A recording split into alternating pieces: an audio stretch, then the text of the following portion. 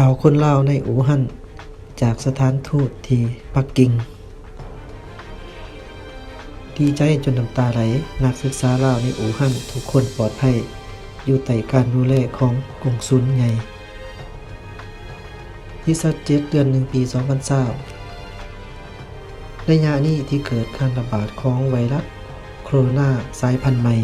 ผู้ที่คิดร้ายที่สุดแม่นคนที่มีลูกหลานไปเรียนอยู่พุ่นโดยเฉพาะผู้อยู่อู่ฮั่นจุดศูนย์กลางของเสือพญาตล่าสุดมีรายงานว่า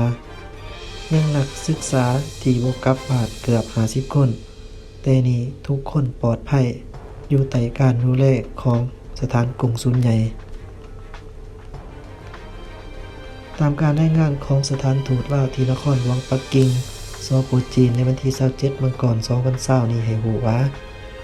อยู่ในเมืองอู่ฮั่นที่เป็นศูนย์กลางของไวรัสโคโรนาแม้นมีนักศึกษาลาว100กว่าคนแต่หลังจากเสียงแล้ว90คนแม้นได้กลับมาลาวเป็นหญิง41คนตอนนี้ยังอยู่ในแขวงหูเป่ยทั้งหมด49คนหญิง20คนนักศึกษาเหล่านี้ขึ้นกับกงสุลใหญ่ซานซาและทั้งหมดแม้นอยู่ในความปลอดภัยทุกอย่างทั้งได้รับความเอาใจใส่จากบรรดาโรงเรียนและการ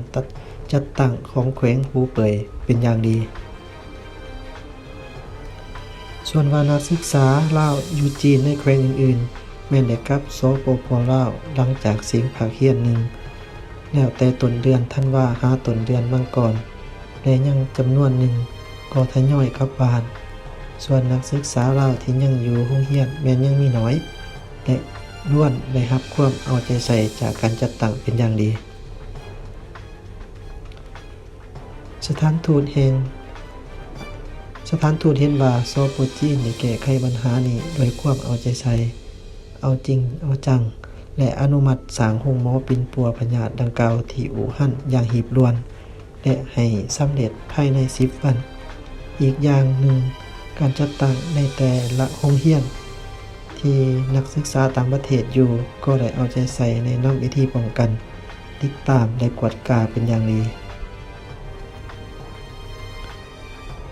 ขอขอบใจที่มาข่าวซุบซิบบันเทิง